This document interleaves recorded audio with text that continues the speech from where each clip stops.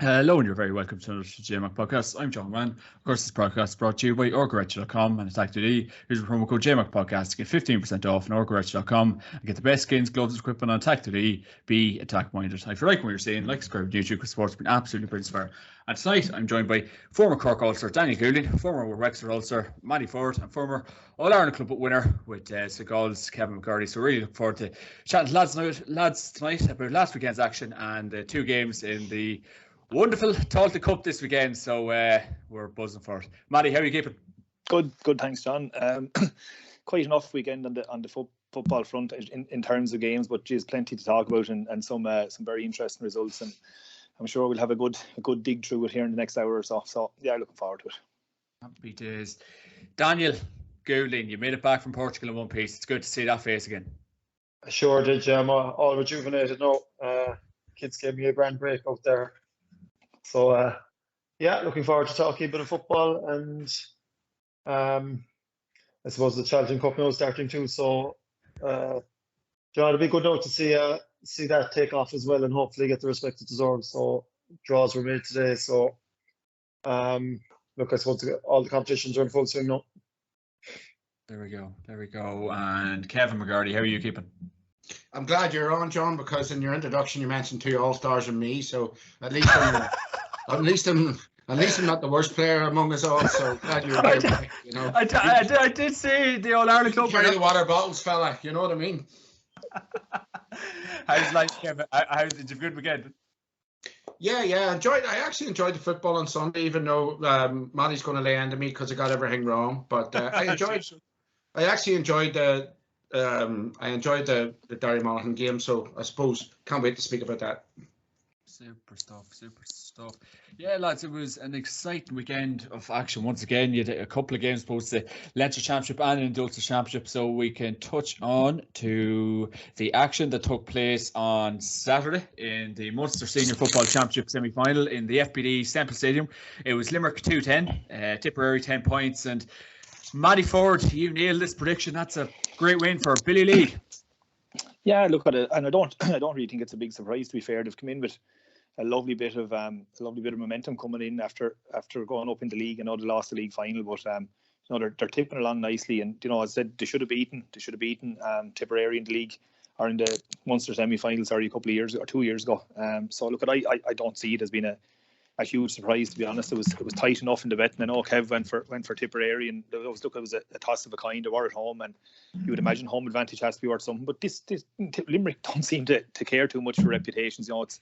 It didn't matter really who come through, to be fair. But look, that wasn't the way they were going to be thinking. No, I think they're Kerry or something like 100-1 on in a provincial final, which is crazy. And I suppose it shows the flawed system that is the provincials in probably 3 of the provinces. But look, that's nothing to do with Limerick. They'll be delighted, and fair play to them, and we're full value for the win. They got their goals at the right time, and Tipperary just couldn't get themselves back into the game. Tipperary obviously down a few important players, but look, I think Limerick are the ones who deserve all the credit here, and they're going to get themselves a shot at a Munster final. They haven't been in one for a while, and fair play to them, and said it was well deserved. Yeah, I suppose can Tip be overly disappointed as well, Matty, because like they can go into the Tailteann Cup now. They got promotion out of Division 4. They're missing out probably on a chance of probably getting hammered by Kerry. So all in all, not a bad year's work for Tipperary so far, Matty. Look, I think anyone that's got promoted this year are going to have to be happy enough. That's for anybody in any of Division 2, 3 or 4. That's the plan at the start of the year, to try and get up a division. And look at the end of the day, you had Division 2 versus Division 4. So it's not a huge surprise. But I think Tipperary probably will be happy enough. I think there's probably a bit of a beating coming down the line for whichever team went through. But Tipperary can go on out and have a proper crack at the Tailteann Cup, probably along with Cavan being two of the favourites for it. And if they were to go the whole way and maybe win it, I think it'd be reasonable enough year for Tipperary as well. Seems to be the buzzword in these podcasts the last while, Manny, but Billy Lee, we really have to give him great credit for the work he's been doing and has done in Limerick. It's a great win on Saturday night on to go to the Munster final against the mighty Kingdom, I suppose, but onwards and upwards for Billy Lee in Limerick, Matty. Yeah, and look, we did say it last week. Look, he comes across as being a thoroughly decent fella. I'm sure maybe Daniel might be able to shed a bit more light on that for us, but he just comes across as being a very, very genuine football man and GA man. And I think there's a lovely picture of him and JP on the pitch after the match. So like, you know, by the looks of it, or you'd be hoping that the footballers down there are getting as well looked after as the hurlers. And I think the fact that JP is there points that out fairly well. And look at myself and Kevin, I suppose, in particular, and probably even Daniel to a certain extent, would have played football in counties where probably it's not the number one sport. And, you know, look, at all you want as a player is kind of just to feel you're being looked after and, I suppose, being appreciated to a certain extent. And, you know, I think if that's the case in Limerick, you know, fair play to JP and fair play to Limerick for doing it. But I think, to be fair, it's only what should be deserved, and what you know, they're doing as much training, as I said before, probably as anybody. So, you know, it's only what they're being entitled to. But, you know, look at their producing performance in the back of it. But, you know, football by all accounts is in a very small area in Limerick, and geez, like Billy Lee has done absolute wonders with this team over the last 5 or 6 years and continues to. And, you know, they're going to go into the qualifiers now, and I tell you, if they get it home, look at probably writing them off in the Munster final, and I don't think anyone would disagree with that. But they'll go into the qualifiers, and if they get a home game, I think they'll give anybody a game, and, you know, fair play to them. Look, it's been a successful season for them already. There we go. Kev picking up on what Matty was kind of saying. A great win for Limerick. Yeah, no, I have to admit, got this one wrong. Thought Tipperary on home ground, especially with, you know, some of the players that they do have up front, you know, the likes of Conor Sweeney, we'll come to talk about that in a second, you know, as well, Jack Kennedy, you know, guys that impressed me in the Division 4 final against Cavan. I actually thought they could have stole that game against Cavan. Again, Limerick could have, you know, performed better against Louth, but, you know, I suppose Matty hit the nail on the head. They got the scores at the right time. Game's even at half time. You know, by the 45th minute, 10 minutes after half time, Limerick have come out and kicked 2 points. And then the goal 10 minutes later, 55 minutes into the game, 15 minutes to go, crucial stage in the game. Brian Donovan, who got man of the match, steps up with that goal. So really decides it. So, you know, it was nip and tug in the first half. I thought Thurles maybe could have been a bit of a good factor for Tipperary, and the fact that they have a player of the calibre of Sweeney up front. Sweeney doesn't score anything, you know, for Tipperary, and that's for them that was certainly, they'd have been looking to him for a bit of inspiration. Jack Kennedy scored 5 points, but again, all of them were from place balls. So, you know, the players that we had associated maybe over the last couple of seasons with Tipperary, you know, achieving the heights that they have in terms of winning that Munster title, getting out of Division 4, they were, you know, all credit to Limerick, they were held scoreless. You know, Killian Fahy contributed 3 points from in around the middle of the park for Limerick as well. And, you know, Billy Lee has to be given an awful lot of credit. The trajectory is very much upwards. And, you know, I would echo and very much, I'm glad that Matty's mentioned that. You know, when we look at somebody like JP McManus and him being on the pitch afterwards, you know, it's great to see somebody down there with all the limelight on Limerick hurlers over the last number of years, and rightly so for their phenomenal conditioning and their performance levels. It's great to see somebody like that also back in the footballers. And you know what? They are probably on a hiding to nothing to Kerry. This is their first Munster final since 2010. You know, we all live in a memory where I'm sure Dan remembers Limerick bringing, I think they brought Kerry their replay maybe 15 years ago. 20 years ago in the Munster Championship in the final.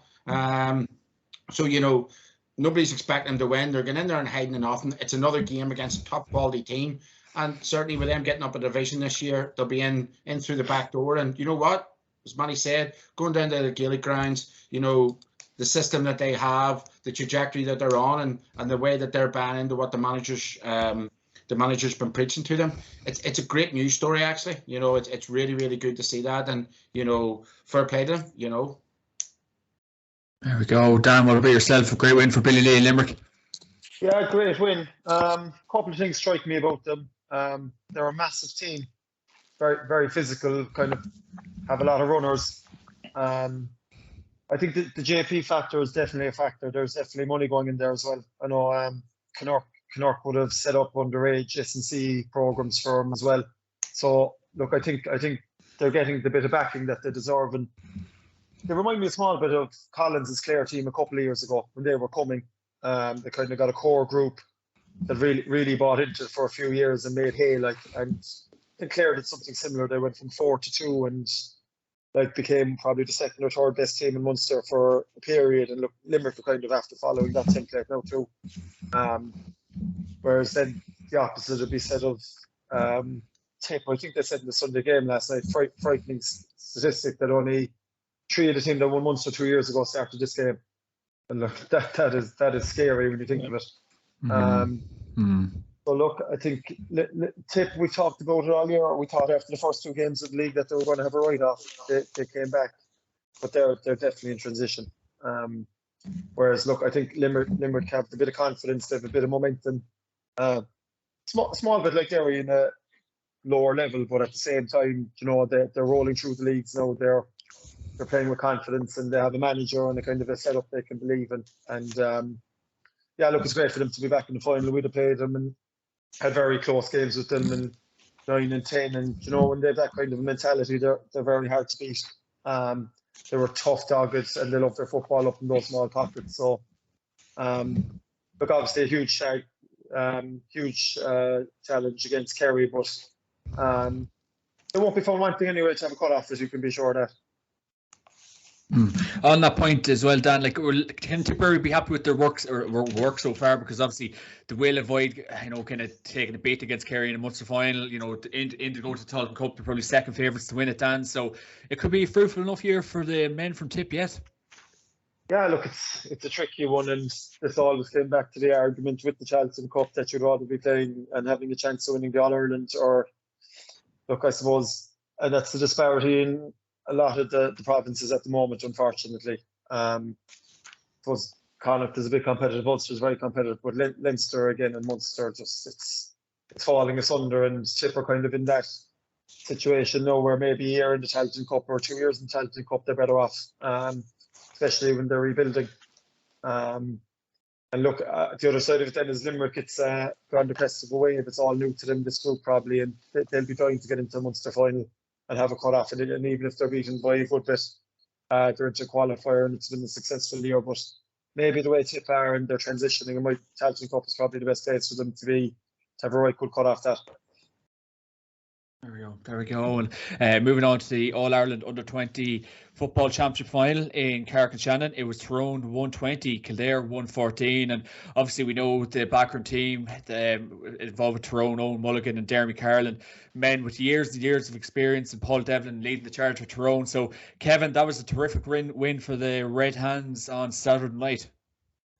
It was, yeah, but again, nothing unexpected. I mean, of all the fun that's on tonight, probably I live closest to Tyrone, and I know, just look, football is religion up there at the minute. You know, we'll come on to talk about Derry in a second or two, but this juggernaut Tyrone at the minute, just underage, are beating all and sundry in front of them in Ulster. It's actually very, very frightening.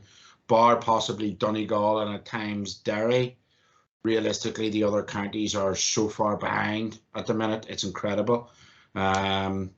So, you know, look, with a player like Canavan Jr. there, and I just hope, I seen a tweet the other day from Ryan McCluskey, which was really, really good. I think what we need about Canavan Jr. here, such a lovely, lovely footballer, very different than his brother, who's playing at the minute in terms of in terms of Dara.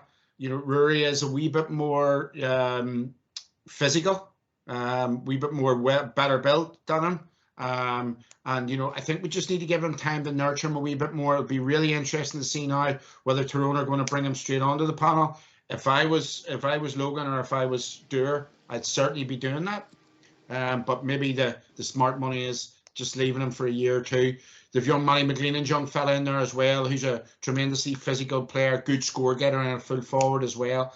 So, you know, Kildare have also produced a couple of under-20 teams over the last couple of years, which is really good signs for them, because, you know, that'll be the next force that challenges Dublin. We all know that. But, you know, it just can't come along with one team. They need to keep backing that up with different underage teams. But Tyrone are just a phenomenon. You know, they'll be favourites for the Ulster Minor again this year. They absolutely and utterly hockeyed Antrim.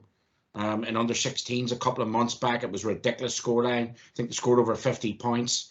They hockeyed Antrim again in Minor a couple of weeks back. Again, I think it was 30 or 40 points. You know, they have such a good underage system. And what I like about them as well is a lot of them lads who give a lot of time and commitment and got a lot back from Tyrone, the likes of the Collie Holmes, the Peter Donnellys, the Dermot Carlins, the Owen Mulligans. Them guys are now involved with underage teams. I think Philip Jordan's involved somewhere there as well, underage in Tyrone. So a lot of them guys are coming in and they're coming back in, and winning breeds winning, and Tyrone are always going to be about, whether it be minors or 21 or 20, sorry, and they were full value for their money the other night, and they've a couple of rising stars there. So in terms of Ulster, it looks pretty ominous that Tyrone, if they continue on this trajectory, are going to be the dominant force over the next 8 to 10 years. Only best by a point in the Ulster final. Yeah, but I suppose Cavan beat a very highly fancied Derry team. I think that Derry team had won the All-Ireland minor, if memory serves me right. So that was a big win for Cavan. But that was a nip and tug game, and I think Cavan missed a few scores. But when we talk about Tyrone, it's every year they're competing at this level. It's not like a Cork who are coming along every 3 years, or a Galway every 2 years or 4 years, or a Mayo. Tyrone are always there. Every year they have the strength and depth. They're doing so much good work at schools. Their primary schools, the kids maybe get an afternoon of GAA in the primary school, which is unheard of in other counties. It's religion up there. And, we'll come to talk about Derry in a minute, but Tyrone are the blueprint for everybody how you do this. You build from the bottom up. The guys, even who have been All-Ireland winners, they're getting involved in coaching. They're coming in there. They're installing that sense of pride, that sense of winning mentality in these kids. And, I think that maybe they're second or third under 20 in the last 7-8 years. They won it in 2015, didn't they? Yeah, they did indeed. So they're always thereabouts, and that's the thing. They're thereabouts for the minors as well, and that's only going to have a knock-on effect. 4 or 5 of these guys are going to go on to senior, and they're going to make a difference, if not next year, the year after, in that current Tyrone squad. Matty, Rory Canavan, he didn't lick it at the grass. He had an absolutely superb game on Saturday, and obviously Mr. McLeanan looks like he's 30, 40 years of age, the size of him. So Tyrone, God, there's some good forwards coming. It's scary, Matty. Yeah, the next generation is alive and well, and like you see names like Donaghy and Cush and stuff like that as well, coming back again, which is probably trouble for everyone else. But like Jesus, Canavan is something special, isn't he? He's balanced, and he's understanding of the game for a young fella. You can be really, really good at that age, at 18, 19, 20, whatever he is, but he's understanding of what to do and when to do it. And you see him like he's loitering and just waiting for something. He can see stuff happening, probably maybe 2 moves, 2 passes before everyone else. And as you see, he didn't lick it off the ground. But like, he's just left foot, right foot. He's balanced. He just has everything. And as Kevin says, he's tough as nails as well. He probably is that little bit more physical than Dara at the moment. And like, Jesus, if I was a Tyrone supporter, you'd have to be really getting really giddy looking at that team anyway, and that player in particular. But I said, like Ryan McCluskey said, hopefully, he won't be rushed through, and he'll be let develop, because like this guy could be, he could be something really, really special. He probably already is, but he could be absolutely anything. But I'd probably like to just ask, probably Kevin in particular, it has to help the likes of the Northern counties, where like hurling just really isn't a thing. Like, I could be pretty sure Derek Canavan won't have to play a junior hurling match next weekend, right, like that, for some fella about 35 years age trying to cut him in half with a hurl. So just from the point of view that it's hard enough to master a game when you're doing it all the time, but if you're trying to master a game when you're probably playing it half the time, or 60 or 70% of the time, it has to make life an awful lot easier for the likes of the Tyrones and the Derrys, where and I don't mean this in any disrespect, where hurling is not really a thing, where like I'm sure probably a lot of these Tyrone guys probably have literally never picked up a hurling, and I'm sure probably at this stage they won't. So I'd just be interested to hear Kevin's take on that. Just quickly before Dan comes in, I would agree with you on Tyrone. Don't say that too loudly in Derry, because 2 of Derry's full back line yesterday are exceptionally gifted. They're serious hurlers, yeah. I know McCaig and Rogers are outstanding, but obviously they've played far more football for Derry. But you make a relevant point. In fact, that's probably the case in arguably of the 9 Ulster counties. 7 of the 9 Ulster counties wouldn't really have that as an issue.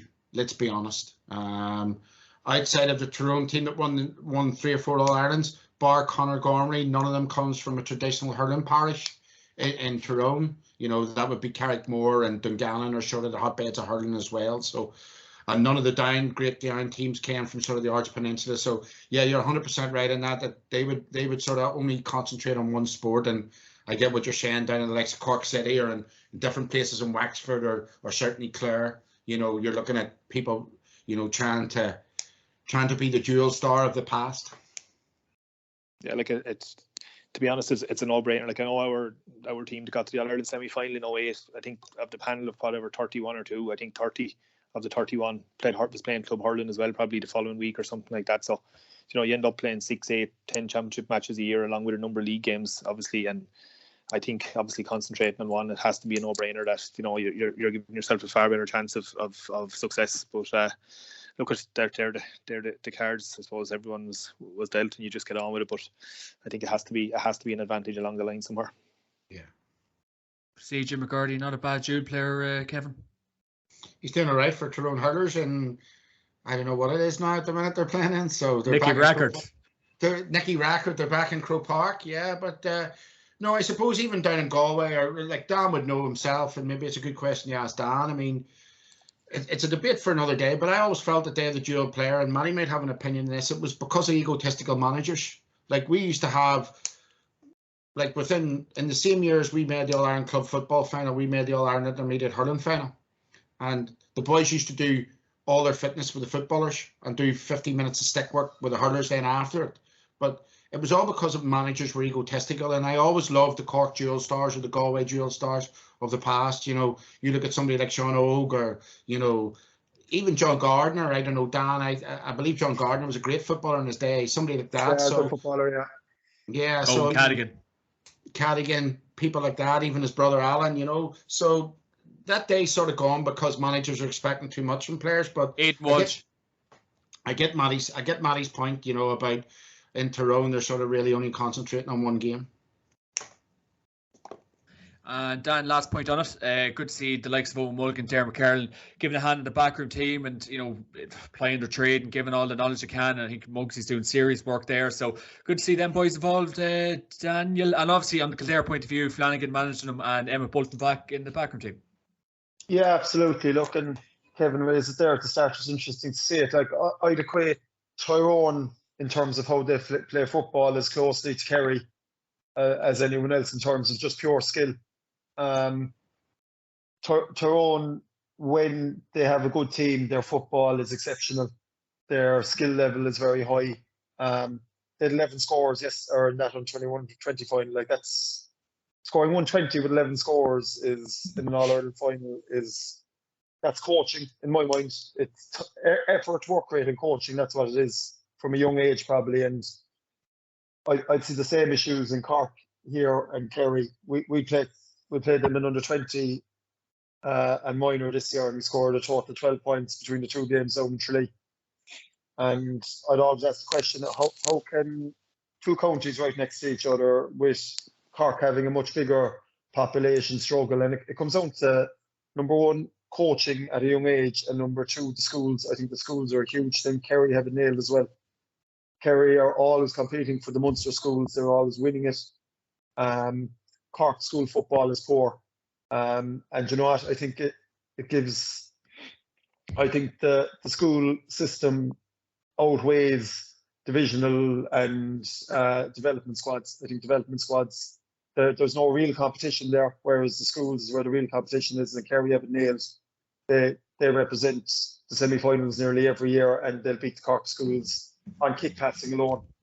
And like, it was interesting to hear Kevin saying there that like the schools are big in the coaching in there. And look, I think it makes a huge difference, because there's no way that Cork can struggle against Kerry with the pick we have, even with hurling. It comes down to coaching. It has to be. And like you can see that Tyrone team, look, they're very clever football team from what I could see anyway watching them. Understood when to defend in numbers, understood when to break fast. And look, I think the senior team got it together for a summer last year, and they pretty much outsmarted everyone as well. They outsmarted Kerry, with Kerry having more than 60% possession and winning all the kickouts, and they still beat them.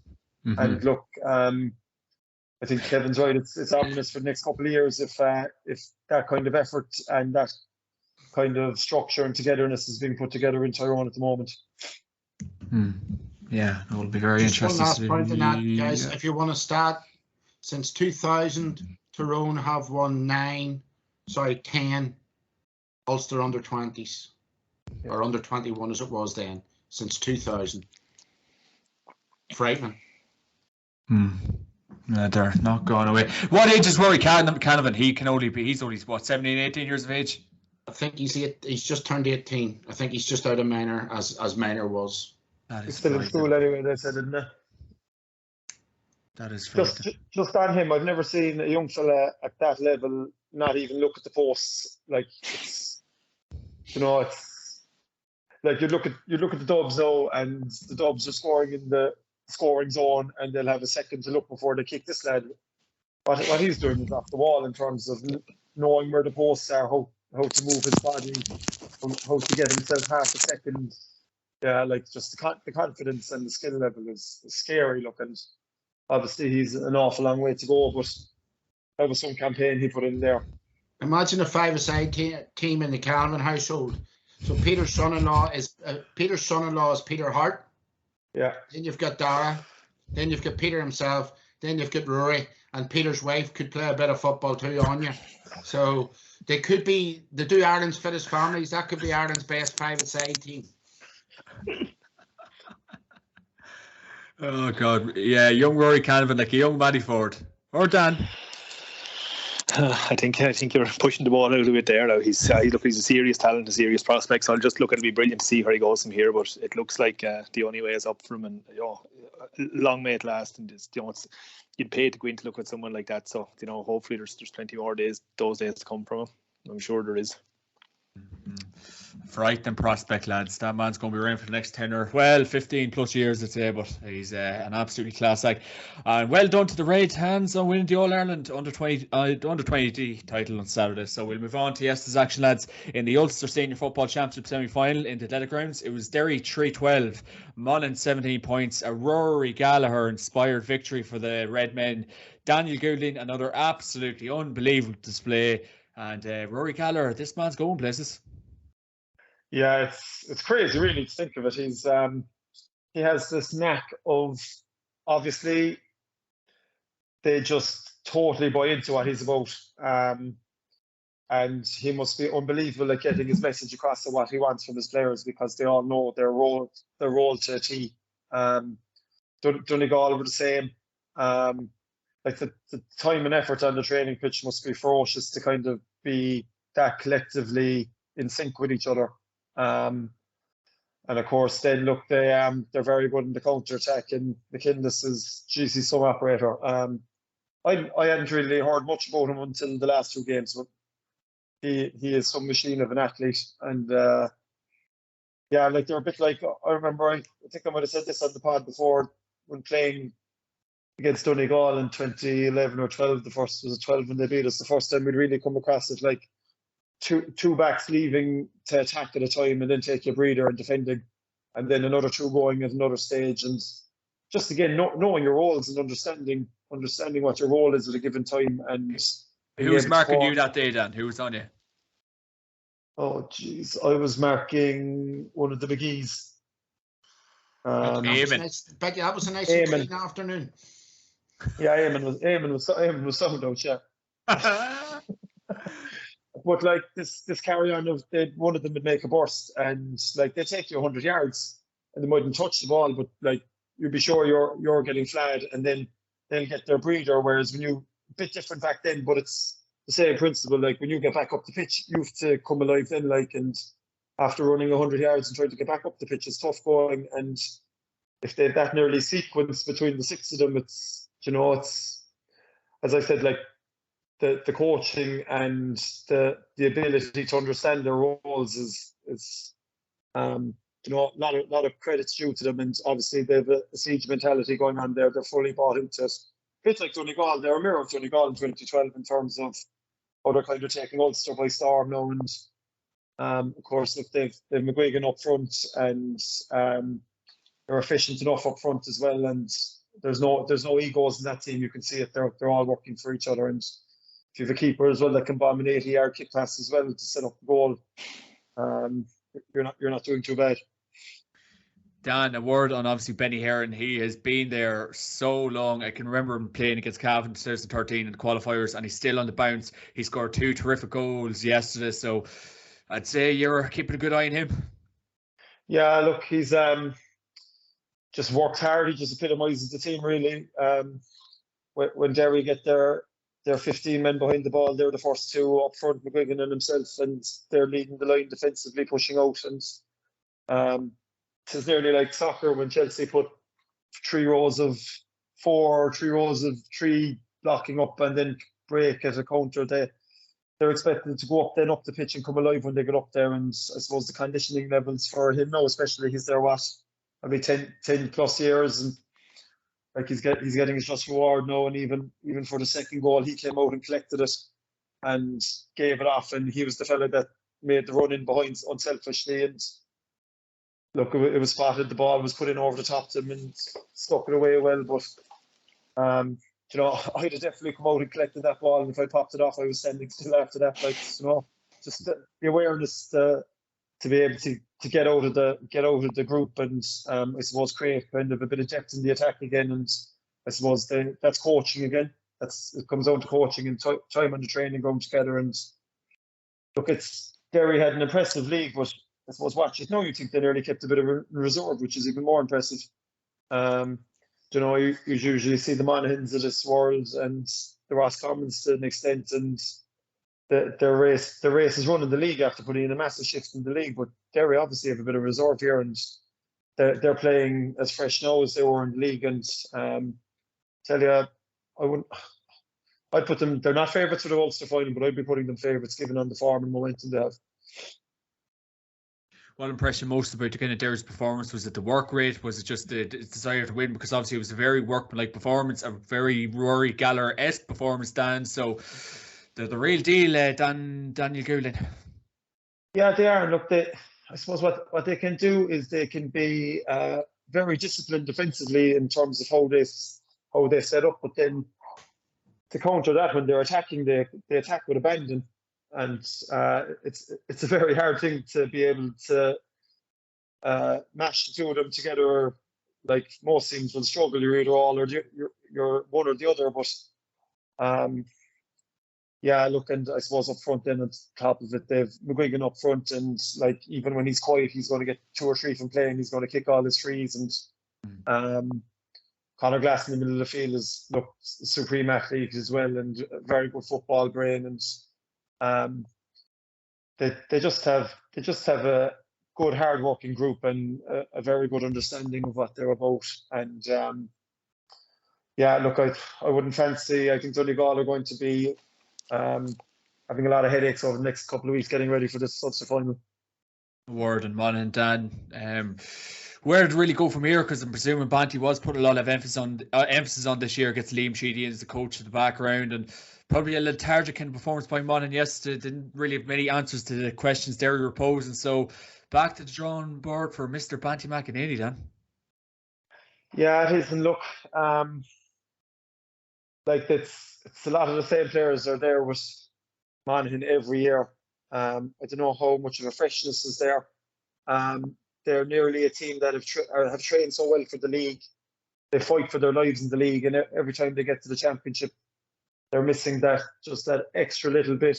Look, I suppose, and they're still relying on McManus. I suppose he's getting old. Like there's no 2 ways about it. And I think when the ground dries up a small bit, Monaghan, I don't know, do they lack that bit of pace, or there's just something amiss there? And yesterday, look, especially the first half, they looked all out of sorts up front.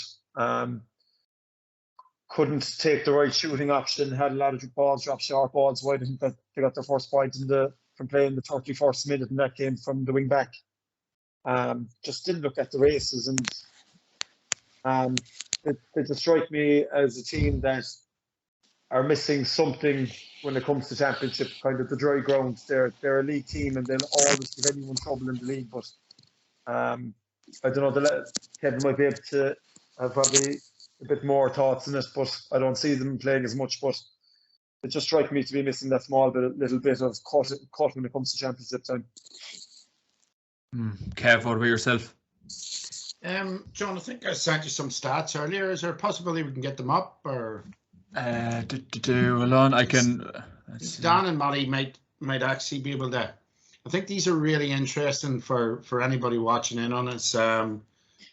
Obviously, some people might have seen them already, and you know they tell a great story of the match. I think Daniel, in a way, summarised the Monaghan performance pretty well. I can try read them out. Would that be any good? Yeah. Perfect. So just bear with me, lads. So Monaghan had 62 attacks. Derry had 28. So that probably tells its own story to a degree. Total shots, Monaghan 36. Total shots, Derry 20. Total shot conversion rate was 44% for Monaghan, 70% for Derry. Scores from play, 8. Scores from play for Derry, 3-7, Monaghan's 8. Scores from frees, Monaghan 9, and then Derry 5. Total kickouts 1, which is obviously a very telling factor to win a game of football. Monaghan won 28 of them, and Derry won 18. And then possession lost, it was 21 for Monaghan, and then 19 for Derry. Yeah, so the stats tell us a good story. First thing first is I want to eat humble pie before Matty gets in on me. I thought Monaghan were set up better than they've been set up over the last number of years, including when Malachy was about. I think they'd better strength and depth to their squad than they had when Malachy was about. And I really fancied them for Ulster this year. And, you know, lo and behold, yesterday came a shock.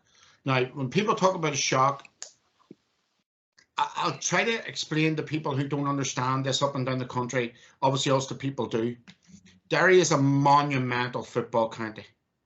Again, I spoke about religion in Tyrone. It's really, really hard for me to describe to people who don't understand, maybe in the deep south. Derry is an absolute monster waiting to erupt. A monster. It has a school in St. Pat's Mahara who I think Barsh and Coleman's Newry have won the most Hogan Cups in the history of the competition. St. Pat's is the 10th Mahara Felt won the McCrory Cup this year, the Ulster Championship. They have consistently good minor teams, consistently good under 21 teams. Since 2004, I think they've won 2 or 3 clubs in Derry have won the Ulster Club Championship. Slaughtneil, the Loop, Ballinderry, you know. So they've always been competing, but here comes the shock. Derry have been in 5 Ulster finals. Sorry, 6 Ulster finals since 1993. Now that's mad. They win 93 and they win 98, right? They go through the back door, and I think Galway beat them 2002, 2003 possibly. In that time, they've won All-Ireland Minors. In that time, they've maybe won an All-Ireland Under 21. In that time, they've got the National League finals, possibly won a National League. But in 30-odd years, we're talking about 5, 6 finals. This is the first time in 10 years. They've won 2 games, isn't it? They've won 2 games. This is the first time since 2011 they're in an Ulster final. And their last Ulster final before that was maybe some 10 years before that as well, 2001. For a county like Derry. Football mad, real strong clubs competing like the likes of Slaughtneil, Ballinderry in the last 20 years have won the All-Ireland Club Championship or been in the All-Ireland Club final. You know, Derry Championship is, you know, you go to a Derry Championship match, there'll be 15,000 people at a match. Not at a final, at a match. So competitive, you know. So this is Derry rising. This is a great story for the GA, don't get me wrong. You know, this is a young team. A couple of years ago, they won the All-Ireland Minor. People like young McCluskey, the cornerback, Paul Cassie would have been about there. Downey, you know, Seamus Downey's son, Shea, I think his name is, at centre half forward. They all would have been about there. So again, a bit like Tyrone, they're investing in schools. They're investing in minors and in under 20s. And all of a sudden, they've got this guy, Rory Gallagher, who's come along, who's a great brain and has implemented a plan. And I think Dan really said something important there. They know their roles and they're buying into it. Now, again, pure speculation, but I'm hearing speculation of 4-hour sessions on a Saturday at Owen Beg, you know, where players are going through their roles, all-day Sunday sessions, where they're going through the meticulous things in the game. I think that was quite obvious yesterday. Everybody knew the role within the team. And, you know, for Derry yesterday, they had only 7 scores. And, you know, I think from back to front, we call this, I don't know, in sport now, whether it be basketball or soccer that you see on the TV, people call it the transition. Now, we talked about there about the turnovers. Now, Monaghan had lost possession 21 occasions. And I would like to think that the majority of them, Derry punished. Their transition from back to front at times was frightening. Now, Gareth McKinley scores the first goal, and I'll come back to him in a second. Conor McCluskey should have scored a goal in the second half. Both of them are defenders. So the ability to get from back to front, the fitness levels that are going on, Shane McGuigan back tackling, Paul Cassidy, his industry and his work rate yesterday was incredible from wing half forward. Scored not 2, but the amount of tackles he put in, the amount of times he was on the ball was frightening. And then you add into this the pure class that they have in the full back line of McCaig, who is definitely an all-star cornerback in the making, without doubt, can hold any player in the country. I have no doubts about that. You've got Rogers, who is an able assistant to him, and then you've got Conor Glass in the middle of the park, who can stamp his authority in the game. It took Glass a while to get into the game yesterday, if I'm honest, but once he did get into it, you know, connecting back to front, he grew into the game. Now, for me, the thing about Derry was yesterday, you know, it was a big game for them because it was their coming of age.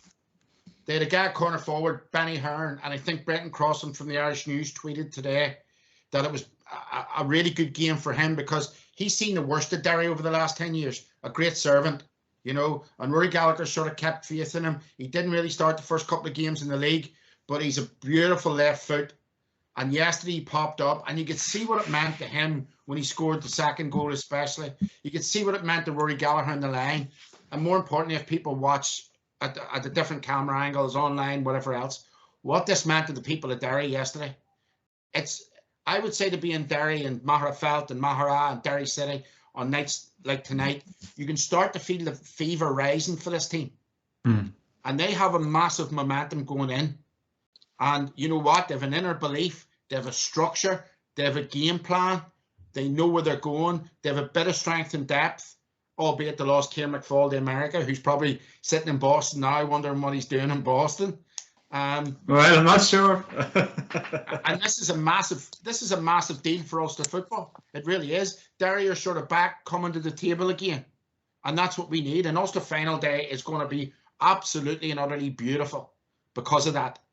And we're going to see so many narratives around that game that we'll come to talk about next week. The Rory Gallagher factor, the Chrissy McCaig versus, you know, the Paddy McBirdy. Who's actually going to mark Michael Murphy? Are we going to see Murphy and Glass going up one-on-one? Are we going to see Brenton McCole exposed one-on-one inside against Shane McGuigan? You know, so many stories. But as I say, we'll come to talk about that in the not-too-distant future.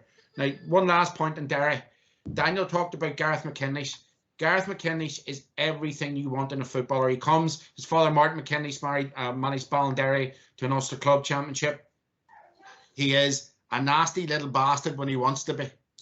He will put his head in where other people wouldn't put their hand. And he's got a deep dying spirit, you know, and he sort of typifies this team. He ran the hard yards for the first goal yesterday. You know, you see what it meant to him. He was putting in tackles where he shouldn't have been. You've seen him in the Tyrone game as well. The motivation, the spirit he had, you know, so he sort of encompasses everything about this Derry team. You know, he comes from a winning background, a winning mentality in his family. You know, he's got the pure skill, but he's also got that hardiness. And, you know, Derry moving forward, they're on a real trajectory here. On the flip side of that one, Monaghan. Let's give the Derry defence and their setup credit. We look at that mad stat that you read out.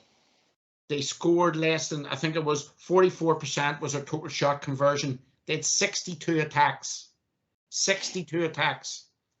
Now, that is madness. When you're thinking of McCrarn, you're thinking of experienced footballers like Kieran Hughes, of Darren Hughes, of Conor McManus, obviously inside. Their shot selection in the first half in particular yesterday was diabolical, was absolutely diabolical. On a number of occasions, Ryan McAnespie, who in fairness, has reinvented himself this year at wing back. Conor McCarthy off the top of my head, Mohan, all made rash shots on numbers of occasions. And when Derry are playing that system and you're getting inside and you're penetrating that system and you're not scoring, you're not turning over the scoreboard, it gives them hope and confidence. And I'm sure Banty will be very, very frustrated with that. The other thing I'll have to say is, Rory Gallagher, if this was a boxing match, Banty's corner would have thrown in the towel after 3 rounds. Rory Gallagher absolutely destroyed him tactically. Destroyed him. And the reason why I'll tell you is this. You came up with a stat again about the kickouts. So Monaghan won 28 kickouts yesterday. Bearing in mind that Derry only had 20 attacks. Derry conceded the kickout to Monaghan. Monaghan's problem was the ball was too slow. There was nobody willing to take on a defender. It was too lethargic. Whereas Monaghan pushed up in the Derry kickout, and then around that middle third, Conor Glass, Emmett Bradley in particular, who won a lot of ball, and indeed at one stage Shane McGuigan came out and caught an absolute corker in the first half. They won that middle sector of the field. And Monaghan's tactic of just letting Derry sit back on their kickouts, but then pushing up on the Derry kickout didn't work at all. So a lot to ponder for Monaghan going forward. Again, another simple stat. Between McCarn and McManus, they're 2 key players. They got 11 scores. 8 or 9 of them came from frees. They were held by, McCaig was on a yellow card early on in the first half, I think. After he got a free, it was a free call against him. Should have exposed that more. Yes, they grew into the game in the second quarter of the game, Monaghan did. But realistically, Derry got everything right yesterday. Everything went for them. Their game plan was much better. Their motivation, which is very unlike Monaghan. You usually see Monaghan come in with that great hunger because maybe they feel it, have a bit of inferiority complex in terms of ability. But so impressed by Derry yesterday. So good to see for football. And you know what? This passion over the next couple of weeks is really going to make this championship, in my opinion. It's like coming into this Ulster final. I don't know what the other guys think, but this is going to be an incredible couple of weeks up in Derry. Kev, that was amazing analysis. I'm blown away. Top class, top class. That's why we have you. You're as good as McConville. I don't make as much money as him. Oh, you lawyers. Kev, last question to you, my man. Rory Gallagher, his passion along the line. You don't see much of that in the GA at the minute. It was great to see, and by God that he's spitting them hands. I think this is Rory Gallagher's finest work thus far.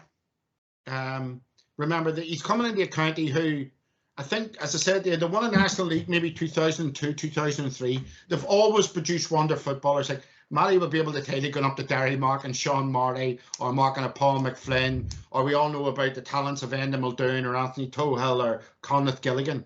All these guys played in the last 20 years. Let's remember that when Derry had very little success. They've all been about top class footballers. And they've always produced that. And the issue here was Rory was coming into a team that had fallen right down the scales to Division 4, that the only way was up with them. And people thought it would be a very, very long project. And it's been particularly hard for Tyrone people or Derry people because the great rival in that period has won so much. But they're now back, they were on their knees. They're now back standing on their own feet. And you know what? As I say, the thing about Rory is he brings a structure, he brings a game plan. Now, it's not awfully nice to watch, but everybody knows their role going forward. And they're going to take a hell of a beating, whether they win the Ulster Championship or not. Later on down the Championship, they're going to take a hell of a beating. And I was a wee bit disappointed with them in the league this year that they didn't get up, because I do believe they're a Division 1 team. But you can see Rory stamp all over this team. And I'm going to tell you something. If there's one man in Ulster knows what Donegal are about, it's Rory Gallagher. And Donegal bloody well know that too. So Declan Bonner's got to have an ace up his sleeve to beat Derry come the next couple of weeks. Oh, it's going to be a juicy build up to that, and tickets are on sale this Friday, so they will be like hen's teeth, Kev. They will, especially in Derry. Derry is traditionally not an overly well supported county. I'm not talking about the Tyrones or the Donegals of this world where you're expecting 12, 15,000 a game. But I'd say the buses will be pouring out of Maharan, Maharafelt, and up from around Derry City. And, the other thing I have to say to you is Derry City, we've seen it this year with Steelstown winning the All-Ireland Intermediate. That's a Derry City starting to produce players for Derry Nice and Columns College, and Derry again back to the schools issue. So, great trajectory Derry's on at the minute, so fair play to them. Derry girls or the Derry football team, Kev? Derry football team. Herself must be next door. Matty Ford, after all that expert analysis by Kev, try do a replica of that. No, look at it. It was brilliant. In fairness, like the stats thing he put up there this morning that you read out was like, if you read down wrong and didn't look at the score, he said it was only one winner here and it couldn't have been Derry. As I say, stats tell the story, but they don't tell the whole story. But only 2 Monaghan forwards score from play. They only scored two points from open play. Like in fact, Kevin and Johnny broke it down brilliantly this even week when we spoke about it leading up to the game of what we thought was going to happen. And like Derry won all the big battles. Kevin spoke last week about Kieran Hughes having to have a big influence on the game. He wasn't in the game at all. I said it was going to be a really intriguing battle with McCarron and McCaig, and I think McCaig won that hands down. To keep him scoreless, we would get fairly good odds on that, I would have thought. And obviously, like Dan has said, Conor McManus is not the player he was 5-6 years ago. He clearly not going to be. So, while he scored 2 points in play and they scored 11 between them, they were able to curb their threat from open play. And I think if the All Blacks have a famous saying, if you hammer the hammer, and when I suppose when the rest of the Monaghan guys look around and the 2 of those guys aren't really producing, lads are maybe a little bit inclined to sink back into the shell. But I just thought that the position of Conor McCarthy at halfback, I think, was a bit of a weird one. I know it obviously released him to come forward, maybe get into a bit of open space, but like, he's a scoring forward, and Monaghan aren't really blessed with him at the moment. Like, they didn't score heavily, but I thought the writing was on the wall, to be honest, again, down the way they conceded quite easily and conceded quite a bit. And to be honest, I know we were slagging our off air before we started. Like, I was reasonably confident Derry would win the game, but like, they got everything right. But how Monaghan didn't kind of see this coming, I just, I can't understand. They got it so badly wrong in so many places. But like, Derry have to get all the credit here, and Rory Gallagher has to get a hell of a lot of credit. But they've have everything going for them. They've pace all over the field. They've defenders there. Dan mentioned about them, guys being really comfortable in their own role and doing what they had to do. Like, Christy McCaig doesn't have to be a guy coming up the field kicking 50 and 60 yard pass. He's happy doing what he does. And Kev is right. I've played Derry on a good few occasions, and whatever to do, to have guys up there who love defending. I came across some absolute nightmares of cornerbacks. There was the two big Kevins, McCloy and McGuckin over the years. Sean Marty, obviously, McCaig, like, they were just an absolute nightmare to mark. Physically very strong, quick, aggressive, and as you said, love defending. But that full back line completely shut out Monaghan yesterday. And I think once you were going to do that, they're going to give themselves a really good chance of winning. But as I said, Derry deserves all the credit here. 4 or 5 forwards going from play. You're going to give yourself a chance of winning any day. But they got so many things right. Like, it looked as that it was just mind-boggling that Monaghan weren't expecting somebody's coming. But I think this Monaghan team probably has stagnated a little bit. They're lacking a bit of fresh blood, and I think the one thing they're lacking is a bit of pace over the field that Monaghan or Derry seemed to have yesterday. Even like big Emmett Bradley comes on and the fullback is trying to chase him up the field, not getting any closer to him. Conor Boyle just shrugs him off and kicks a point after probably running 80 metres with the ball. But we talk about goals winning games, and like, there's never a bad time to score a goal. But Derry's goals, the timing of them, like, was just, it couldn't be better. Early in play, it gives them that nice bit of oxygen and gives them that lead. And I think once they got a 5-6 point lead, I actually was going to stick it into the WhatsApp group. A 7-point lead in that game early looked huge. The goal just before half time, 25-26 minutes gone, another nice shot in the arm. It gives them that big cushion. And then look, Monaghan are getting back into the game. They're back within 2 or 3 points, and again, bang on 60 or 61 minutes, Benny Hearn's second goal, and that kind of is the final nail in the coffin. But like, as Kev says, they're going into this Ulster final and a serious high, and I think it's brilliant to see Derry back at this level. I've always been a big Derry fan, not when I was playing them, obviously, but to look at them, great football team, bring great colour, brilliant supporters, and all the rest of it. And I think it's great to see him back in an Ulster final. And I think, as Dan maybe said, they mightn't be favourites for the final, but by jeez, they're going to give this one hell of a rattle. And as lads have said, no one is going to know any more about Donegal football than Rory Gallagher. So look, it's going to be a really intriguing couple of weeks. I was at I've only been at the Ulster final once, which was unfortunately for you, John, was the Donegal Cavan game, I think in 19. I'm a half a Donegal man now by association, so it's a game that actually I won't be at it, but I would love to be at it. It's just the occasion itself in Clones. I know, it really is special, to be fair, and it's one I'd love to be at, but I won't be. But it's one that I'd pay quite a few pounds to be at, and looking forward. And look at, as I said before last weekend, if the last two games in the Ulster Championship was as good as the Donegal Cavan one, we'd be more than happy. And look at, I think, let fairness, yesterday certainly lived up to it. I think the final, hopefully a bit of good weather, has the makings of a humdinger as well. So all roads to Clones on the 29th. Kev, if that's that dog again. John, can I just ask Matty, not ask Matty, but Dan as well? It's important at this point.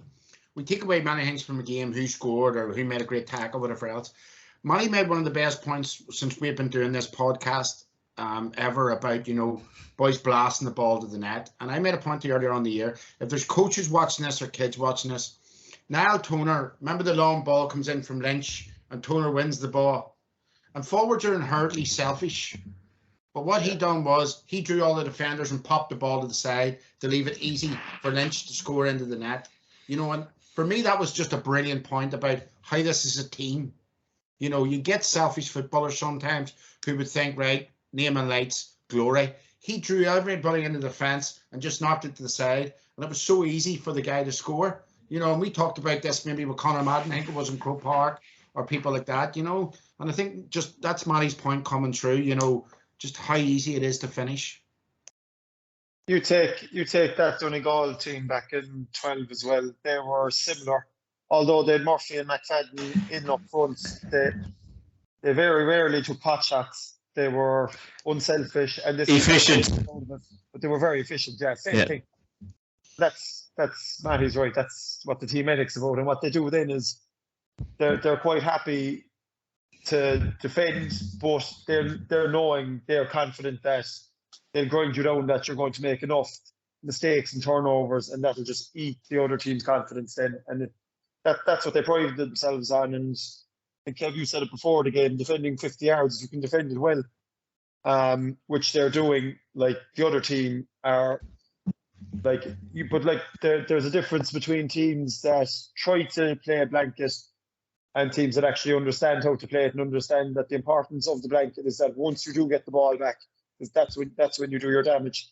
And again, we come back to it, I remember before Dublin won the first All-Ireland, they were trying to do the 15 back, or at least 13 back, and they had fellas back there doing absolutely nothing, and it was actually very easy to play against.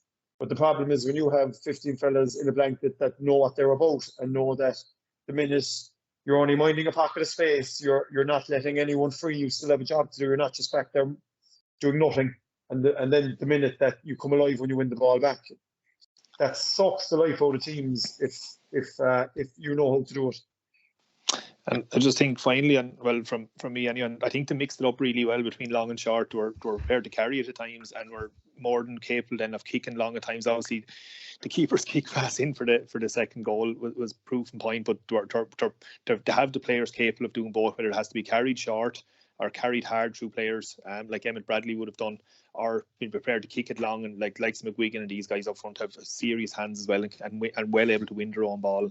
I think to be able to mix it up nicely, and I said it's the Ulster final is really intriguing. It's really going to be intriguing over the next couple of weeks, and I'd say, it'd be great to be around either Derry or Donegal for the next couple of weeks. There's going to be a lot of excitement.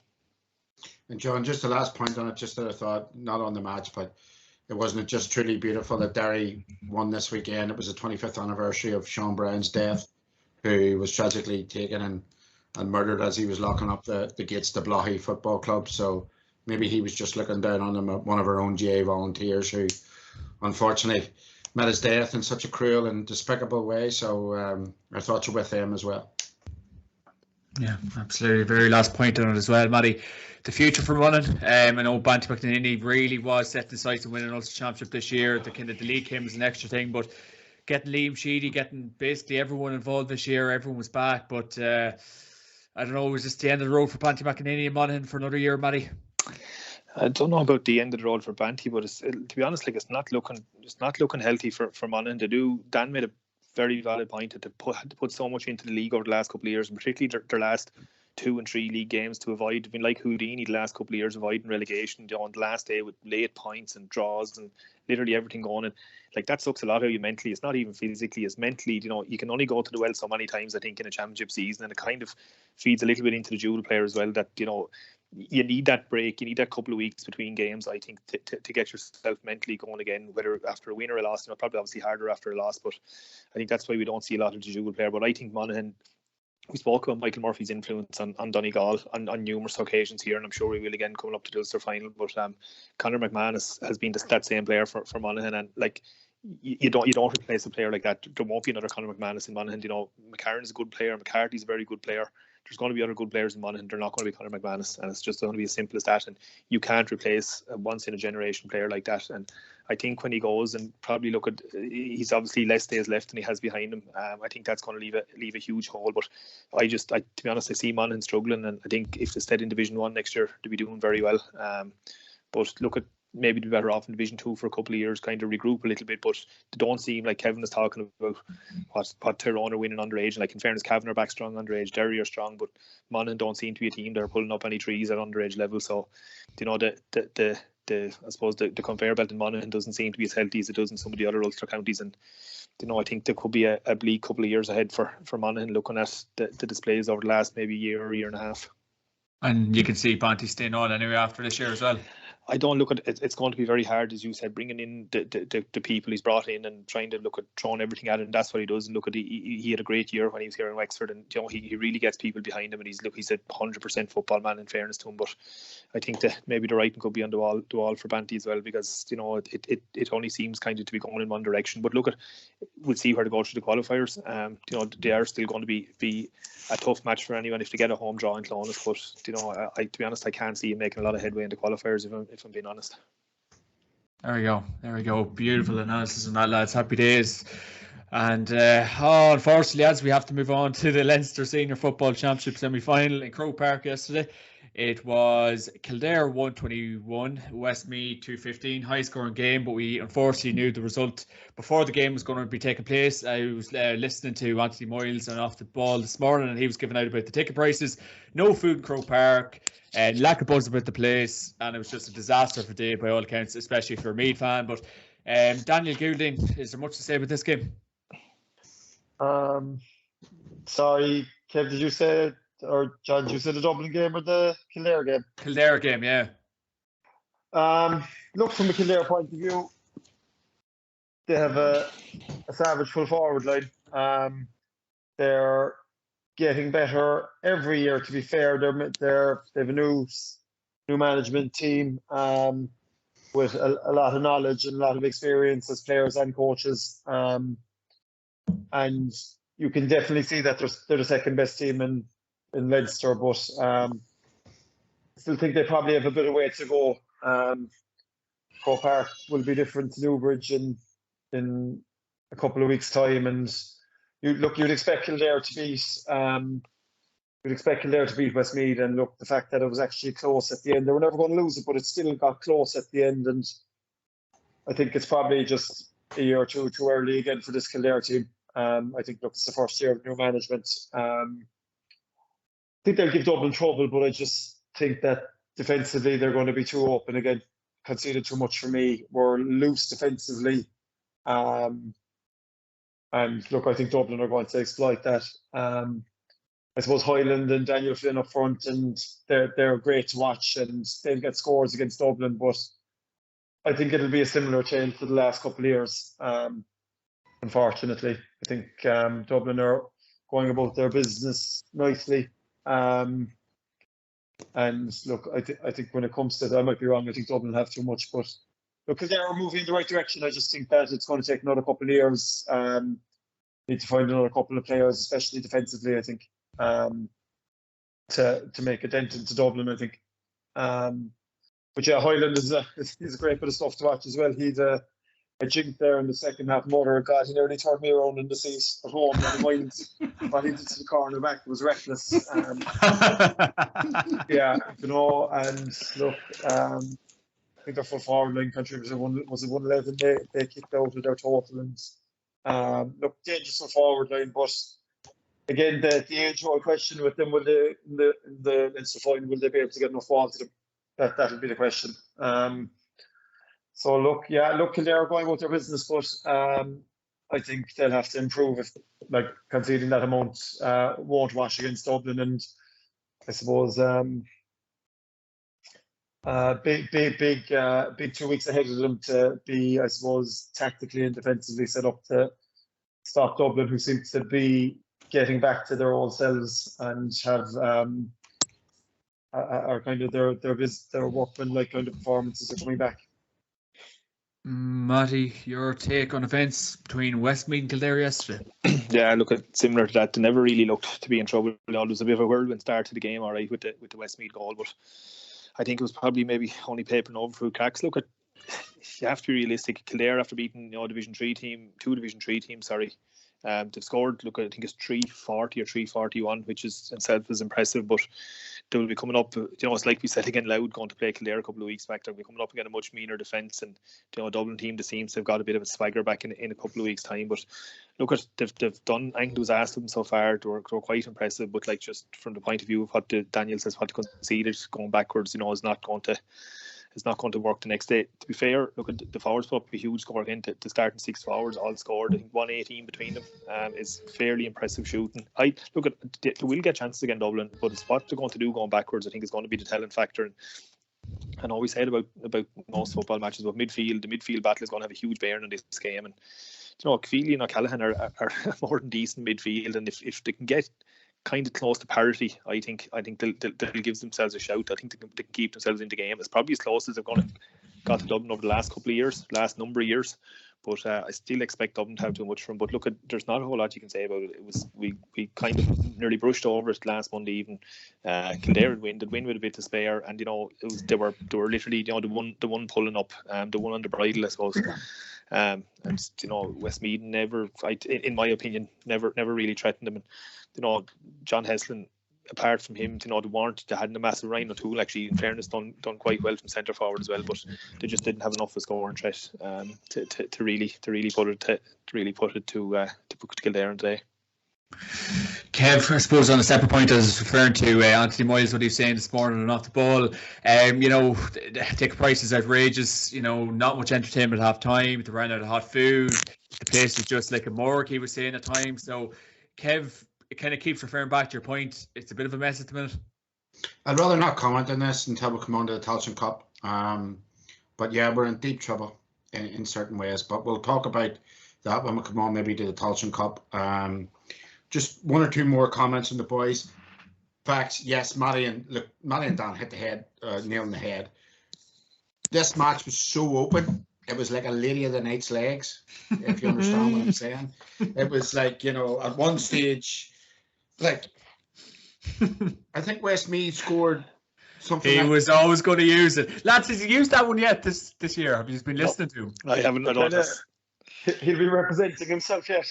I think it's 2-12 Westmeath scored yesterday from play. Swiftly moving on. And that is that's Kildare's big Achilles heel. They need to find defenders like they used to have, the Peter Kellys of this world back in the day, tight marking cornerbacks. I think the lads are right up front. They're very potent. He's the one player that's really impressed me in Ireland this year is Ben McCormick. Player of the week, company. He kicked 0-5 yesterday, 0-4 from play. Between himself, Highland, and Kerwin, actually, who kicked 0-4 from play, they got 114, 111 from play for Kildare yesterday. So we know that they're potent up front. They know they have ability up front. They know Matty rightly articulated they have a decent midfield. Their big problem, their Achilles heel against Dublin is going to be at the back. And, when you see, we'll come on to talk about it now, but when you see the form Kieran Kilkenny, of all people, was in yesterday, that's where the winning and losing of that Leinster final is going to be. But look, it's a box tick for Kildare. There we go. Good to hear that quote again.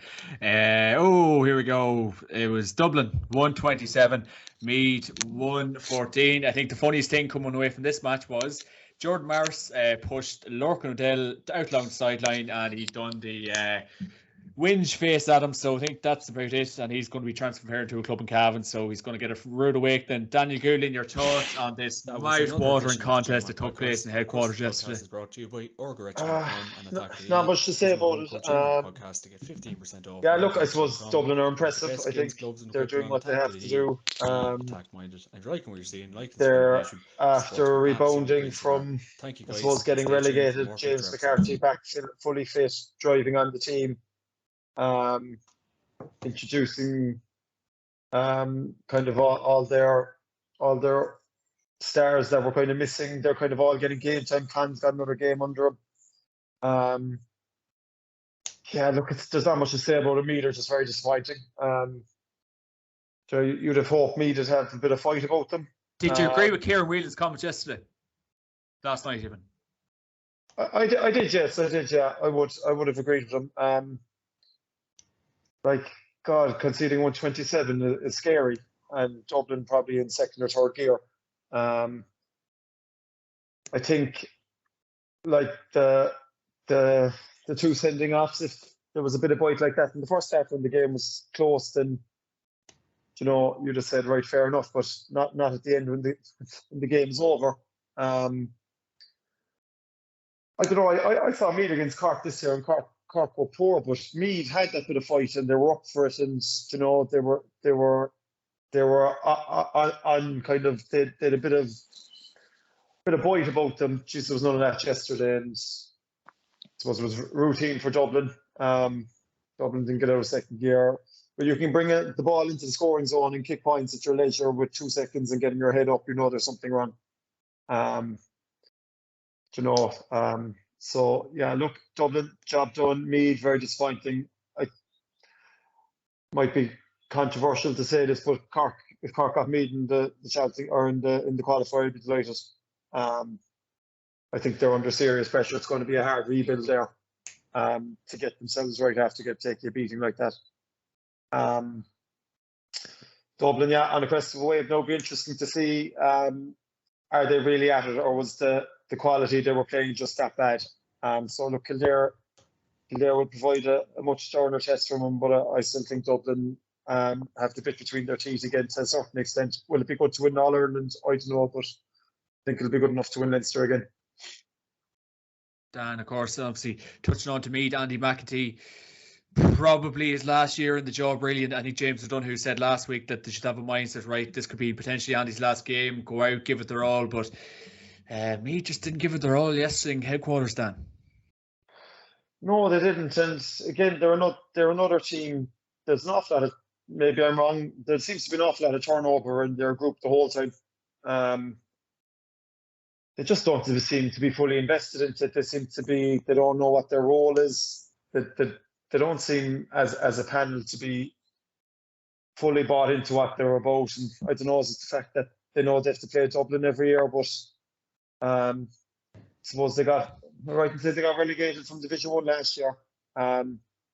Yes. Wasn't it? Yeah. It was last year. You'd have expected them to put up some level of a fight in Division 2, but it was nearly accepting that, look, there's hassle within the group. Are we happy with the manager? Maybe we're not, and just they've let it kind of fizzle out, and that's what it looked like yesterday to me. But Dan, it is so unfortunate as well, because Meath is a mad footballing county, and they take their football so seriously. It is so pity to see them this badly in the doldrums. Oh, absolutely, yeah. And look, no different to what Kevin was talking about Derry. With Derry football, if everyone's not bought in and you don't have a manager you believe in, you don't put the work in that's required. There's plenty of counties around the country that are struggling to an extent, and I suppose the opposite of that then is that the counties that are putting in the work and are pulling in the same direction, they make hay. And Derry came across a Tyrone team that there's something a bit amiss with them, and a Monaghan team that maybe are limited, and if you're on it, you make hay, but the same goes with the reverse. If you're not pulling in the same direction, it's an anonymous place to be. We've seen it with Cork the last couple of years, going down to Kerry and not knowing what they're about or not fully believing what they're about, and the difference this year, then Cork played Kerry for 50 minutes and at least had, a bit of belief in what they were about and a teamwork rate, and it'll go a long way as well.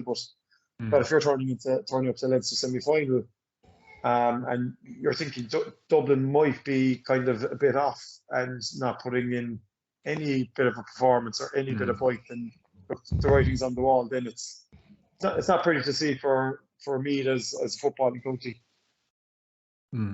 And Matty, I suppose, kind of following on to that, Dublin's performance, and it's kind of hard to know, like, okay, the bet Wexford, the bet a very pug standard Meath team, so like their litmus test will be against the likes of Mayo, Tyrone, Kerry this world. But look, are they back? Is it time to get back? Well, I wouldn't say on the bandwagon, but to believe in All Ireland this year for the Dubs, Matty Ford.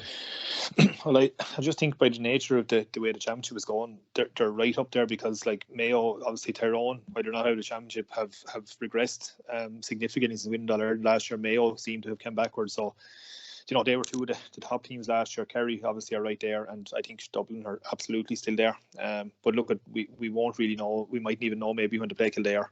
It's only when they play probably the likes of a Mayo, a Kerry or someone like that, or maybe even a Tyrone in one-off game of where they're actually at. But they seem to have a little bit, and I said that after the Wexford game, and then look, it was obviously a game they're always going to win and win comfortably. They seem to have a little bit of swagger back, and had that yesterday, especially back inside Croke Park.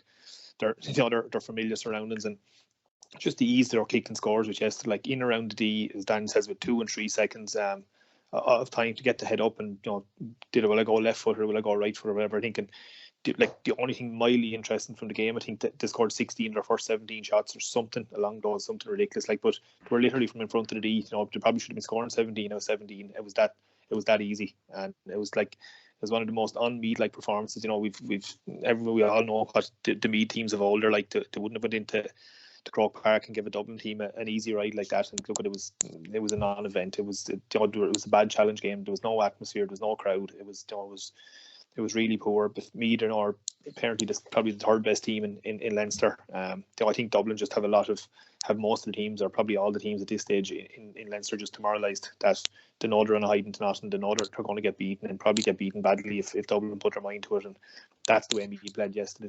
They looked really resigned to their fate nearly before the match started. But like there was no bit of fight. Like, according to Daniel, we're talking about a league match he had the other night where there's 3 or 4 players sent off. There seemed to be more biting in that in Cork than there was in Leinster semi-final. But look, that's what we're looking at. It was poor stuff, and no different to Monaghan. I'd be fearing for Meath in the back door in the qualifiers. But I don't think it's going to be a long campaign for Meath either.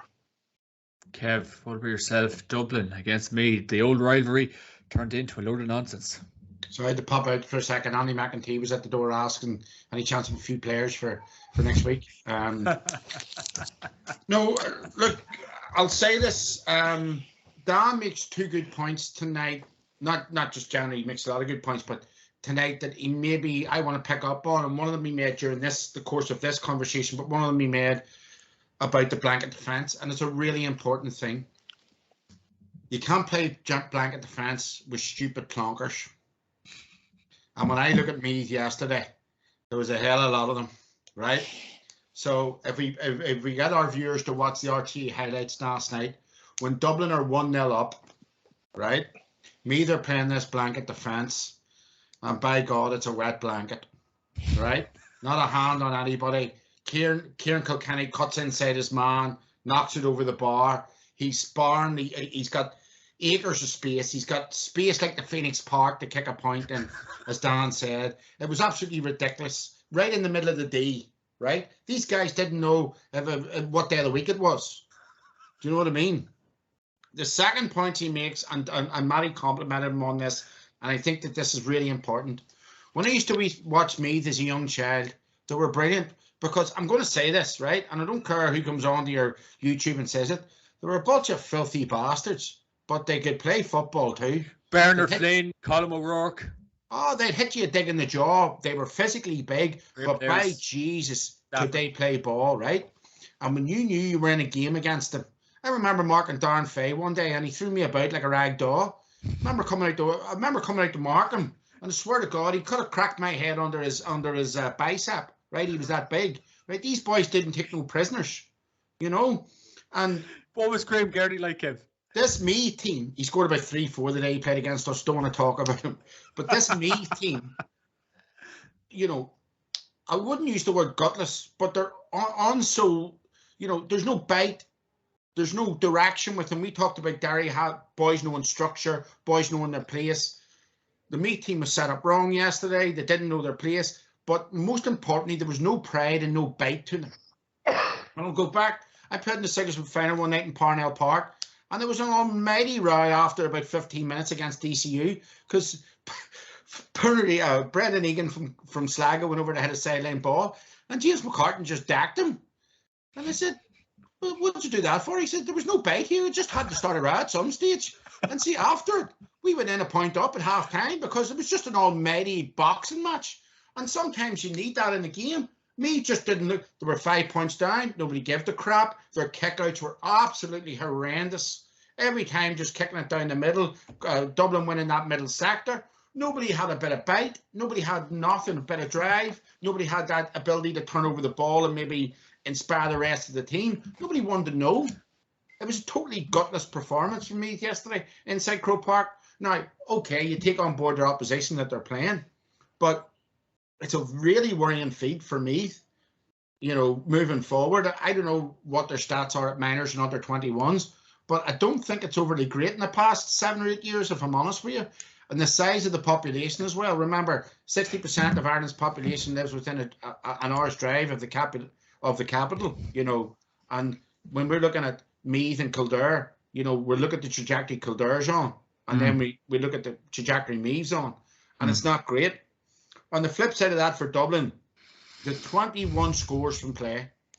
Now, again, we temper that with the opposition. Matty's rightly said it's going to be a different kettle of fish when they get inside Croke Park against the likes of a Mayo or a Tyrone or a Kerry. But the good thing for them, Lurgan O'Dell, Tom Lahiff, Sean Bulger, and Lee Gannon all again got run-outs yesterday. 4 new additions as such into that starting 15. That's really important. The old Con O'Callaghan coming back in, getting the penalty, which wasn't a penalty. And if you actually look at the Meath penalty, it was a penalty. So sometimes Derek O'Mahony, I think, was the referee. He got that penalty called wrong at the start of the game. If you actually watch it, Con turns him, but he's fouled outside of the box. So that's an important point we've got to make. Maybe the referees need a bit of help with that because he was so far away from it, but it wasn't a penalty. But you got Dean Rock kicking the scores that he did. But most importantly, you know, you got Johnny Cooper coming off the bench, Paddy Small, Niall Scully, the strength and depth's back, the mojo's back. Brian Fenton, I don't think scored yesterday, but still had a big influence in the match. But the one big thing for me was Kieran Kilkenny was just sensational. His possessions, his bringing other people into play, his 0-5 front scores, pound for pound. For me, Fenton gets a lot of the credit over, you know, because he had this period when he went unbeaten or whatever else.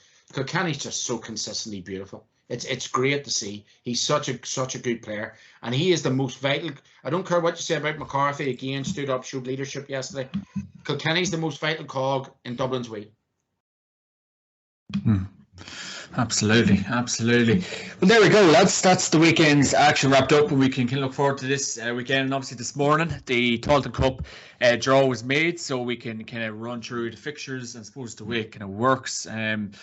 It's kind of hard to get excited for, but here it comes. It's the this weekend you have the preliminary round. It's Wexford against Offaly, Wicklow against Waterford, and then the weekend of May 28th to 29th, you've round 1, Wexford or Offaly against Wicklow or Waterford, Carlow v Tipperary, Laois v Westmeath, and then in the northern section, you have round 1 on the weekend of May 28th to 29th. You have Longford against Fermanagh, Leitrim against Antrim, Sligo against London, and Cavan versus Down. Lots of kind of talk about this, lads, in the recent weeks, the build up, the PR around it, but Daniel Goulding, your thoughts ahead of the Tailteann Cup? Yeah, Kevin, I'll set Kevin off here, but I'll start anyway. Can someone please tell me why they split it into North and South? That's the first thing anyway. Like, just in case we couldn't get rid of the provinces, they decide that for the second tier competition, they'll try and make it a provincial championship again. It's like, God, a Tip v Cavan game might be better than Cavan v Down. Do you know what I mean? It's just the same ding dong. That'll be the first take. The second take is New York are straight into a quarter final. That's some laugh as well. Like, to be fair, it's I don't know. Like, if I was a player playing in the Tailteann Cup, the one thing I'd want is that it's taken seriously and that it's a level playing field.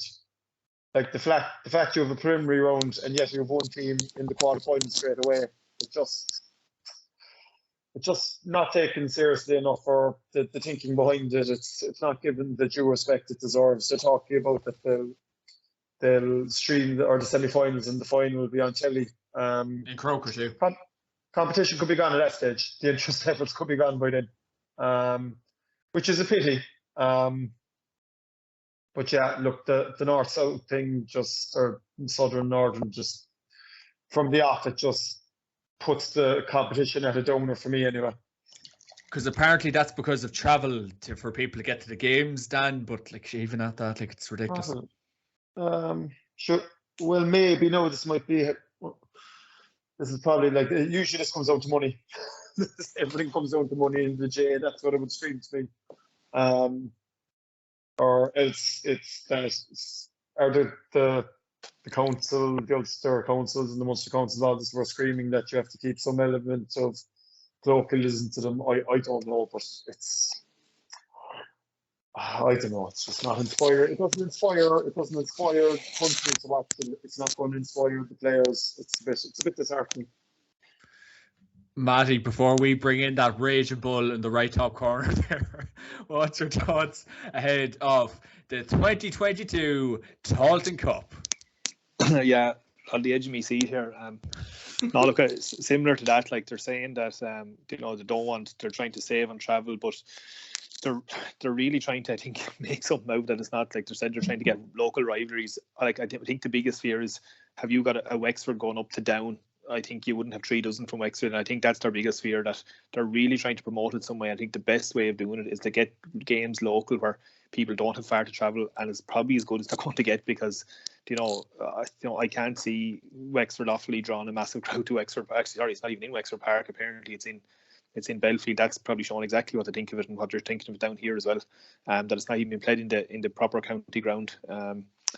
That to take it out there and put it into Belfield in Escarty, which in itself is a really fine pitch, but it's not our county ground. So it just doesn't sit right with me from the start. I think there's just even up to during the week, people weren't sure what the draw was, what way it was going to work out. Mm-hmm. Here now today that there's an all-star team going to be picked out of this as well. Like, to be honest, it feels a little bit condescending from players, a little bit of a tap on the back here, lads. We're going to give you your own set of all-stars, like, and does it really mean anything? Like, look, somebody's going to win this, and maybe someone is going to get something worthwhile out. Someone is going to get another 3-4 good competitive games out, and it suits the likes of a Cavan who really have ambitions of going further, or somebody like that. But a lot of Division 3 and Division 4 teams historically over the years have really fell away when it came to qualifiers, and like, this is not even a decent qualifier system as far as I'd be concerned. I'd have real fears for it going forward. That will we be seeing a Tailteann Cup in 3 or 4 years' time? I don't think we probably will, to be honest. I think it'll be replaced with something maybe a little bit more fit for purpose. But I think the splitting of it north and south was kind of nearly the final straw for me as well. That it's just, look at it, it's not really that important, but it is down to money, and it is down to getting people through the gate. They have to be seen to make it work, and I think that's probably if that's kind of the best they could come up with. I think we're probably going to be in a bit of trouble. Kev, what about yourself? In fairness, Dan did say off air that they made a T shape in Croke Park to kind of represent the Tailteann Cup, so there is serious efforts being made to get this on the feet. Ridiculous, absolutely and utterly mind-boggling. This I learned from Matty Ford and Daniel Goulding at 7:05 tonight that there's going to be an all-star team. Now, I'll openly admit I'm a GA fanatic. I didn't know about this until 7:05 this afternoon. GA released a podcast this morning. Oh, sorry, RTE did, the national broadcaster, and they didn't know at that stage whether there was going to be an all-star team or not on that podcast. And that was made after the draw, mind you. So it doesn't mean if it's made before the draw. My point to you is, if I'm starting a new business the first thing that need to go to the bank manager and show him is, do I have the funds? And secondly, what's my marketing and communications plan for that business? How am I going to get new business in? Right? So John Horan came to Congress and got this put through as his great vision for the GAA. Now, yes, COVID came in, but now Larry McCarthy's picking up his crap to have to get this competition through. Right now, what we're seeing here is absolute madness from a PR point of view. Now, the guy that looks after PR and communications in Croke Park, Alan Milton, tremendous guy, very, very gifted. But he's been throwing a left field here. Now, if it was me, what I would do is go to Waterford, Antrim, London, and Carlow. And that's no disrespect to them 4 counties, because they weren't going to win their provinces. And I would have done a photo shoot with them 4, right, with the Tailteann Cup 3 months ago. It's a nice looking cup, by the way. 3 months. It doesn't matter if it looks like Marilyn Monroe. You've got to market it properly. Right? And the simple fact of the matter is, we heard all this talk about, oh, we'll have it on All-Ireland final day. All of a sudden, it's been knocked back to All-Ireland semi-final day. You know, we didn't know if it was going to be an all-star trip. We didn't know what it was going to be. You have to plan things out 6 to 8 months in advance. And they've done nothing about this. I actually think they're making it up as they go along. And you know what the funniest thing is? And I'm stealing this from RT's podcast, but it needs to be rejuvenated here for the viewers on this. Colin McGraw, Eaton Charlotte. All of a sudden, London is now in the northern part of this island instead of the southern part. So I don't know where they get their map from, but geographically, you know, all of a sudden London's north of Offaly. Now, actually, usually guys are laughing, and rightly so, but it's actually got that bad that the competition is laughable before it starts. It's absolutely laughable before it starts. So what I'm gathering today is they've relocated London on the world map. They didn't know if they were going to have an all-star team or not, but they dreamed that up when they decided to do a tea in the middle of Croke Park. All of a sudden, Dan, is it they're streaming the All-Ireland, the Tailteann Cup final online? They can't even put it free to air. You have to have a stream, right? New York, because of where they are in the geographical map, they automatically get a bye to the All-Ireland quarter-final. Nobody else got picked out of the hat. It just happened to be New York, right? Maybe Donald Trump's paid them a bung or something to get all the crowd in. Who knows? I mean, you couldn't make it up if you tried. You really couldn't make it up if you tried. It's a marketing communications absolute disaster. And the other thing, it comes back to my point about me reinventing the GAA. I want to see the Irish economy in local towns get a big night out. If we look at some of our hurling matches, and probably Matty and Daniel are very much closer to a lot of our viewers down it. But if you look at Wexford Park on a Saturday night during one of the, you know, the round robin games or the qualifiers of them local games, maybe the Cats versus Wexford, great for the local economy. Or, you know, Cork versus Limerick or something like that. Now, if we got a game like, you know, and I mean this, Antrim versus Cavan or Antrim versus Meath, people would travel overnight to go and watch that game. They give a few quid down in Navan or whatever else. We have to bring the GAA out of Croke Park. Comes back to the point you're making about earlier on about what Anthony Morris is making. We have to bring it out. We have to think outside of the box with all parts of our game.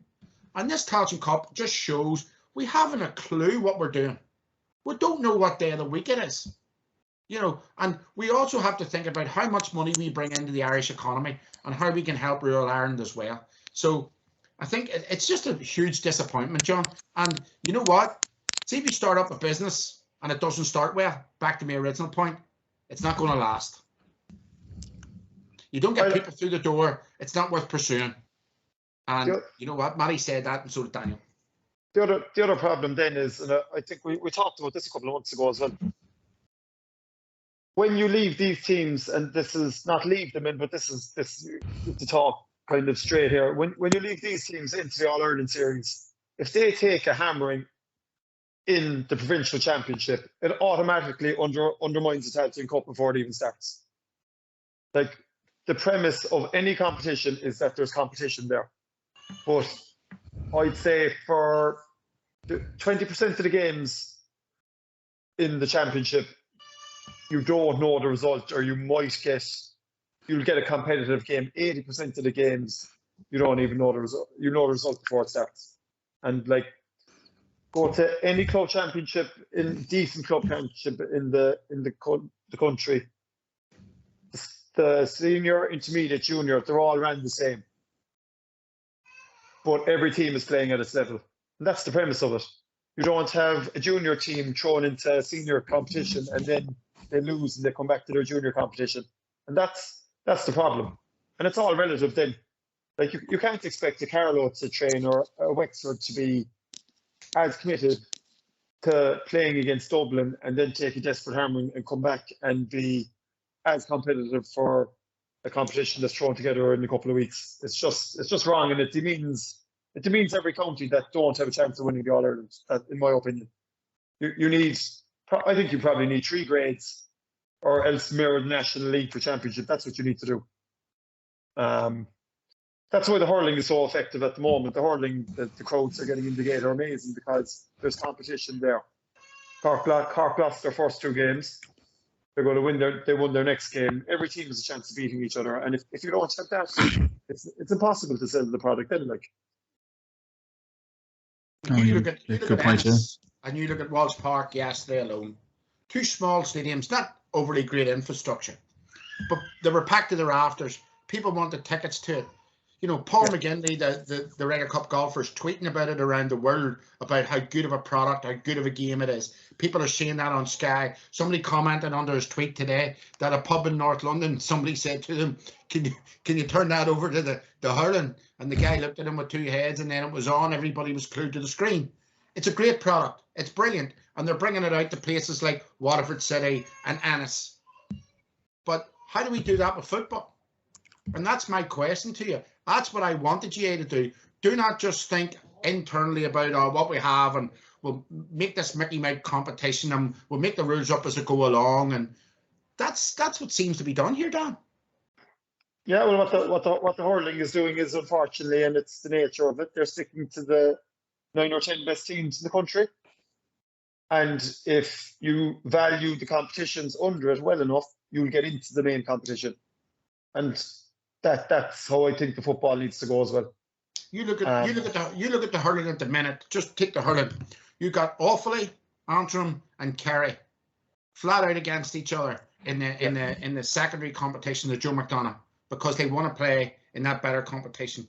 You got Westmeath drawn with Wexford, right, which was the first, I would say, major sort of result for a so-called weaker county in recent years.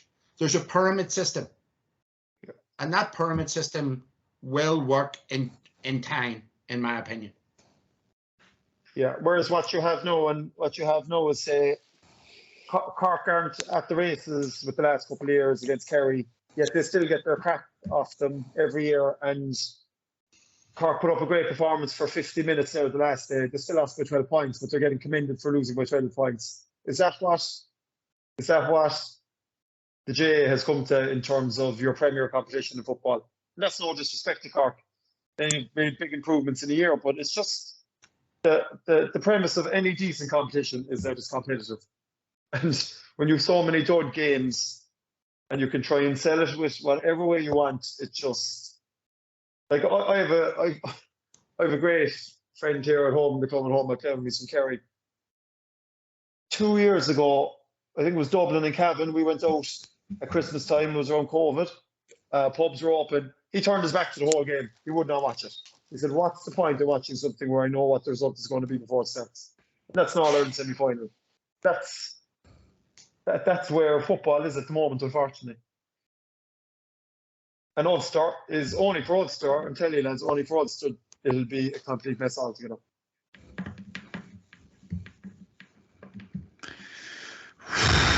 Yeah, lads, it's just such miserable soundings, and like, I know you kind of want to start the week off on a good note, and you see the draw being made, but Matty Ford, like, he's supposed to wrap up on it, but it is very disappointing. Like, I know they were in Croke Park, the media day was today, blah blah blah. Kev made some brilliant points there, but what's your final thoughts on it?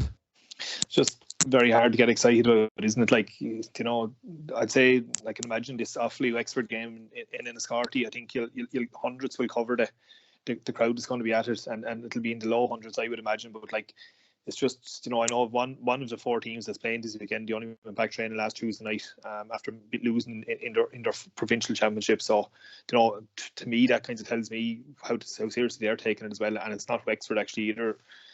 I know that they have that after doing a bit of training, but if the teams are thinking like that, it's on a hiding to nothing. And the lads are saying, obviously, is dead right.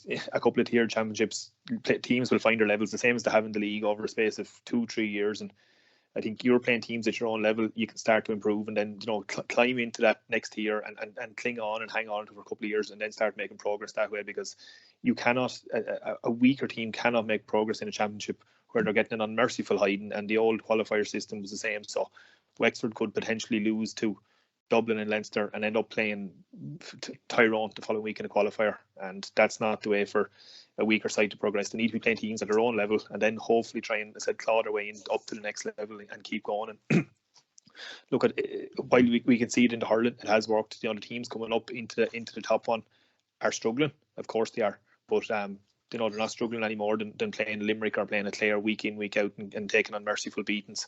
Look at if they want to get up, like, Westmeath were really impressive at the weekend. Their strength and condition in particular was well able to match Wexford, who were a top half dozen, top 8 hurling team and have been over the last number of years.